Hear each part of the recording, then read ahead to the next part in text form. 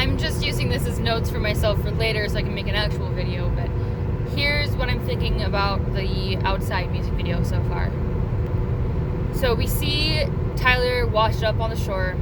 He lays down on his back flat with his arms to his sides and his legs spread out.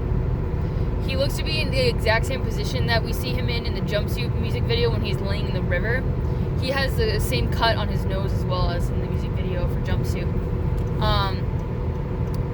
So later we see Ned, and Ned gives Tyler his horns.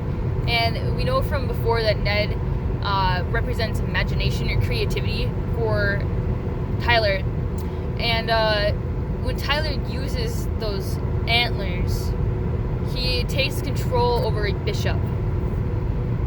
So you could say that he's using his imagination or his creativity, represented by Ned's horns, to take control over one of the bishops. And if we think about the fact that each of the bishops represents a different insecurity, then what I'm thinking is that the type of metaphor, analogy, whatever you want to say, that's happening here is Tyler using his creativity to harness one of his insecurities to make it something into, like a song. And we've seen that in Tyler's creations and all of his music, and using his insecurity to make something creative, make music.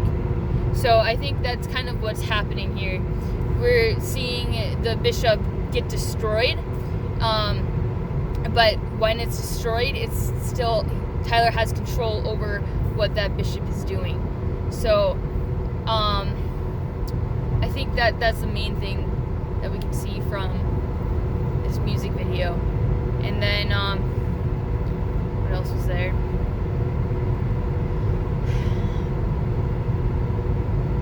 We did see the two kids grown up, and that's one thing I noticed before the music video even came out. When we saw the teaser for the music video, when Tyler washed up on shore, his hair is no longer pink, even though this occurs after Saturday, and his hair is very pink in Saturday. But it's also kind of gray looking. And Tyler, if you ask me, I don't know if this really is the case, looks to be somewhat older than he is in Saturday. So the kids being grown up in this music video kind of indicates that a lot of time has passed by over the span of all of the music videos, and including in between Saturday and the outside. And then another indicator of this would be Ned having his horns be completely grown out, bigger than they were in the end of Chlorine. So I think that we might end up seeing things that happened in between the outside and Saturday.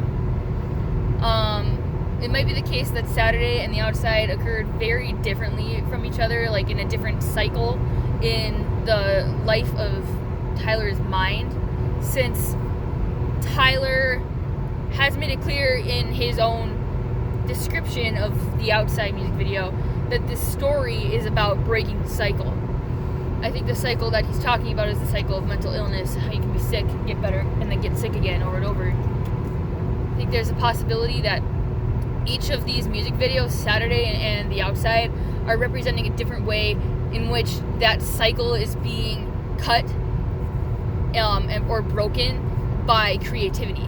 And we see that Saturday with Trash, because Trash is the dragon who Tyler has said before quite outright represents creativity.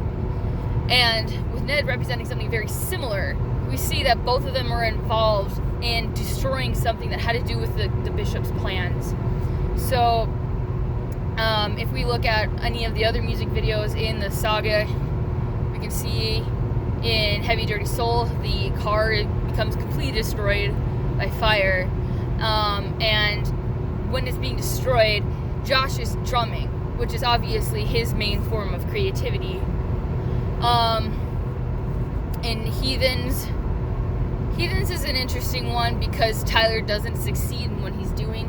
I think Heathens is actually tied into the same storyline or cycle as one of the other music videos, but at the same time, with starting the mob in the prison, which is described in Nico and the Niners, it does mess things up a lot for the people running the prison, which I would assume would be the bishops, especially after seeing one of Clancy's newest letters talking about being in a prison and it being gray and drab.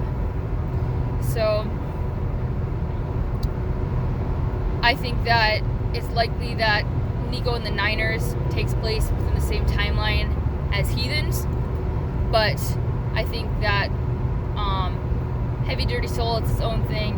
I think Saturday is its own thing, and I think The Outside is most likely its own thing, but it could be still closely related to Saturday. In either case, all of them have the representation of creativity and the bishops being destroyed because of creativity. And then also we can see, especially in The Outside, that destruction being the means for something new to be created. So now we've seen in the newest letter from Clancy that they intend to completely destroy the city of Dima and then rebuild it. So as I said in my first video, it seems like there's been a long line of pointing towards there being a total destruction of Dima, and then it being and then something being resurrected. Clancy obviously is back. He was never dead in the first place. So it's time to destroy and rebuild. We've gone from creating the world and getting some control, and now it's time to destroy it. So that's all I have to say right now. I don't know if I'm going to write a whole essay or if I'm just going to leave it at this for now, but I have a lot to actually say. There's more on my mind to clarify and everything like that, but this is what I have for now. So enjoy.